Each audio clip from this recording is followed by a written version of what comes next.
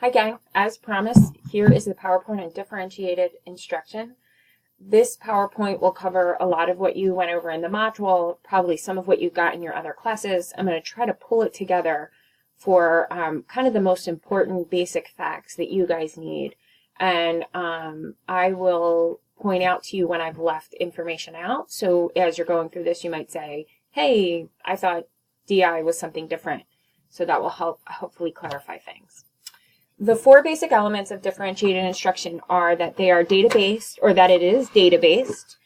Student supports are dynamic and not fixed. There are flexible groupings, and we have clearly defined learning targets, or what we call KUDs, which is knowledge, understanding, and do's. So what students really have to get out of the lesson. You may know that as more like essential questions or kind of that format that you've learned in 202, but just we're going to refer sometimes to KUDs, sometimes learning targets. How to generally differentiate. So the first thing you want to do is identify that really important learning target. What is student supposed to get either out of this lesson, out of a unit, out of this curriculum? So we want to, you're going to think as broad as you need to. If for this class, we've really thought, we've drilled down to the basic lesson just because that's easier than planning out a whole unit. But as you do your unit in student teaching or as you reflect on it, think about the ways that you would differentiate. So when you plan out a unit, you identify what are students going to get out of this unit? What do I want them to be able to do, know, and understand when they finish? Then you're going to pre-assess, which is really, really important. And that's why we've spent some time on pre-assessment already. And we're going to talk a little bit more about that. Then you're going to plan activities based on the data. So if you're in a classroom right now where your teacher is differentiating, but they're not using any data to differentiate, they're just making guesses, that's really poor differentiation. Differentiated instruction has to be based on data and students' pre-assessment skills and knowledge. As you implement those activities, you're going to continue to assess, and that's where we talk about those dynamic supports and flexible groupings. So we're not just stuck, right? We're not just going to do red birds or robins, bluebirds, and eagles for our reading groups. We know that students can move in between those based on their pre-assessment skills and their formative ongoing assessments. So you're going to adjust as needed, and then finally there's that summative assessment to say, did students really achieve what they needed to achieve? So this is one of the areas where I'm going to sort of put some of it aside and we're only going to focus on one piece. Differentiated instruction should be based on readiness or interest or learning profile or all three. We're not going to talk about interest or learning profile, not that those aren't important and not that those aren't strategies to use for kids who are struggling, but what we really want to focus is on readiness. If this was a whole class on differentiated instruction, then I would include those other two, but we're really going to focus on readiness, which is what are their current skills? How close are they to those learning goals? And really formulating our activities based on, how do we get kids from point A to point B, as opposed to tapping into interest or tapping into preferred approaches to learning. There are three possible ways to differentiate. You can differentiate the content, which is what are you actually teaching, the process, how you are teaching students, and finally the product, which is more student-based. How are students showing you what they know? Here are some examples. So for content, you could pre-teach students who need more background knowledge and vocabulary on a topic. So you could go do your pre-assessment, and part of that pre-assessment may be based on prerequisite skills or maybe based on, some of that really foundational skills of vocabulary and background knowledge. And you're going to find that some kids are struggling. So you're going to provide some extra activities or extra instruction to those kids so we all start at kind of like the same baseline to be able to move forward in the instruction. Process. An example could be that you're teaching telling time to students, but they're working on different intervals. So hour, half hour, 5 minute, even to the 1 minute. We know that hour and half hour are a little bit easier for students to achieve. So students who are really far away from that learning target of learning how to tell time, you're going to start with hour and half hour. And the kids that can already do hour and half hour, they may focus more on the 5 minute and 1 minute. And then finally, product. So students analyze models of student products, and students who are advanced with the topic are required to identify more sophisticated sophisticated elements. So there we see a way that we're using differentiated instruction to provide enrichment to students who are closer to that learning target. Step number 1, you're going to set the learning objectives and outcomes. So we want to think about the knowledge that students need. This would be facts, vocabulary, names, dates, places, etc. Understanding how an idea makes sense, why we learn it, how the idea works. And then finally, the skills. So what are students be able to do when they leave this lesson or unit? So again, at the end of this lesson, what do you want the student to be able to do? And you guys should be really, really good at this point. Those of you who are not ed majors, you may be a little bit further away, but students who are ed majors, you've taken 202, you've taken your methods courses, you should be really, really good at this part. Just a reminder, you want to use observable terms. That will help you.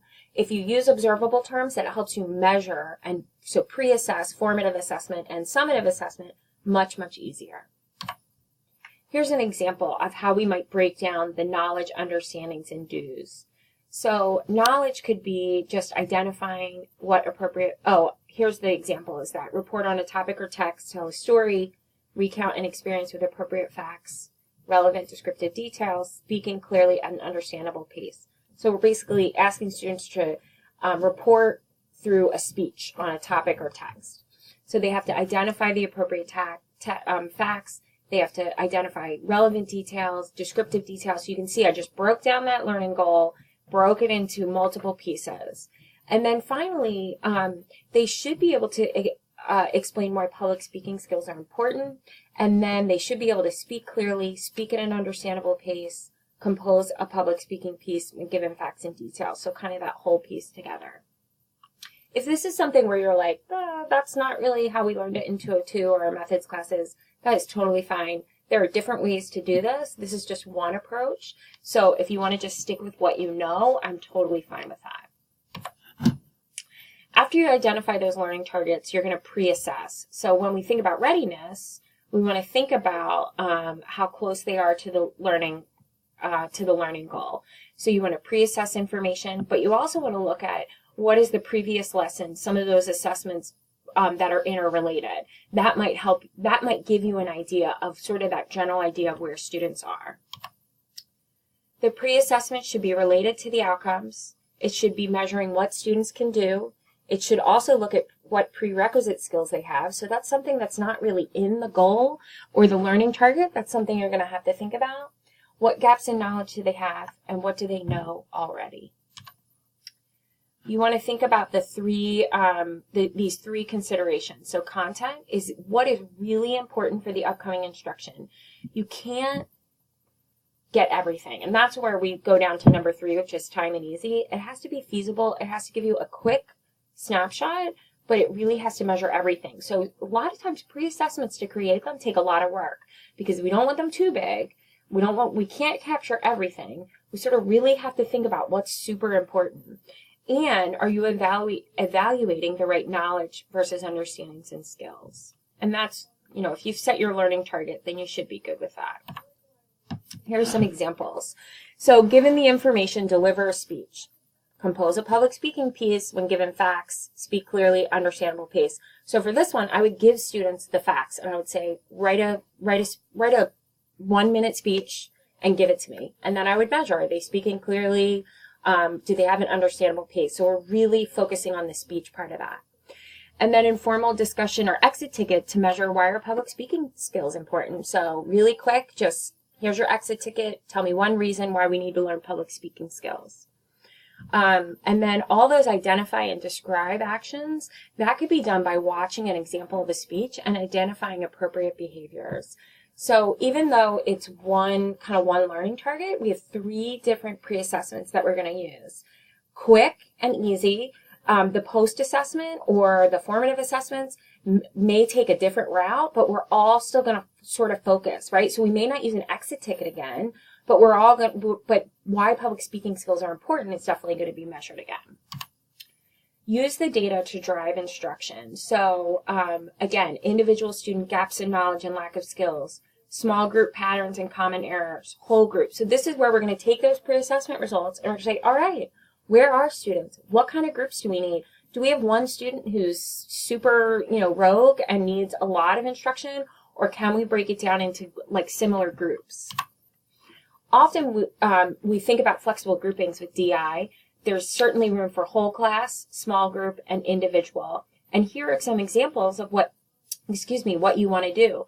I would say in a lot of differentiated instruction, there is room for whole class instruction. Not the whole class, but it's good to anchor the class with whole class and keep up that sense of community. If you're in a classroom where kids are just always working on their own or always working in partners or small groups, you're going to lose that sense of community that kids really need. That when we think about school, it's not just academics, but it's also about engaging kids and learning social skills and working together and sort of having that school community. So if not whole group, so we don't want to just do, obviously we're moving away from the whole group piece.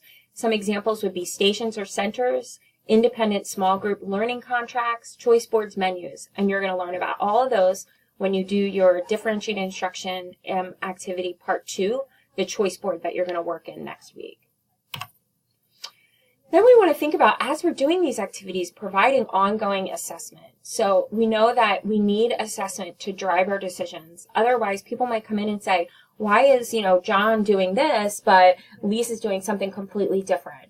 And we go back to that data. We go back to that pre-assessment, that ongoing assessment to say, this is where they are, and this is where they're going to get to. So again, we want to think about formative assessment as huge during this time, during the ongoing assessment, constantly collecting those data and using those data to make decisions. This was a quote that we talked about last week, but I still really like it. So again, remember, formative assessment is a time when you can still make changes to the instruction. We can still adjust that soup recipe. But summative assessment, that soup is served and ready to go for the guests. And same thing with summative assessment. It's done. There's no more teaching that you can do once we get those results. This is also a repeat slide. So formal, again, that's that systematic. So exit tickets, pre-tests, anything where we can really look at individually how students are performing. Informally, that's more like the active student responding, whiteboards, giving you fist to 5, in discussions, you're sort of noting some observations. That's going to give you something that you can move forward with in terms of whole group. But I wouldn't use that to inform your groupings too much because you're not really getting down to the individual student. Then you want to return to your assessment to see how they're doing. So here's your summative assessment, your content, your process, and your product. So how students are interacting with the information ideas to reach the goals, how students take in and make sense of the content, and how students show what they know, understand, and can do. Here would be an example lesson that might be something you might want to do. So a whole group introduction, pull the whole group together and say, here's what we're going to learn about. Do your hook, provide a little bit of instruction on that with some scaffolding, possibly some differentiated instruction, maybe some guided notes, however you want to do that. But still, we're anchoring it with whole group teaching. And then I'm going to do a class sweep. So I'm going to look at that formative assessment. I'm going to say, all right, hold your whiteboards up.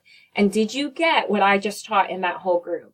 And then if they are, then I'm going to break them up into small group investigation. And that's based on the pre-assessment. So I've got kind of maybe 3 groups, some tiering instruction where I've got the group that needs the most support, who's the furthest away from the learning targets.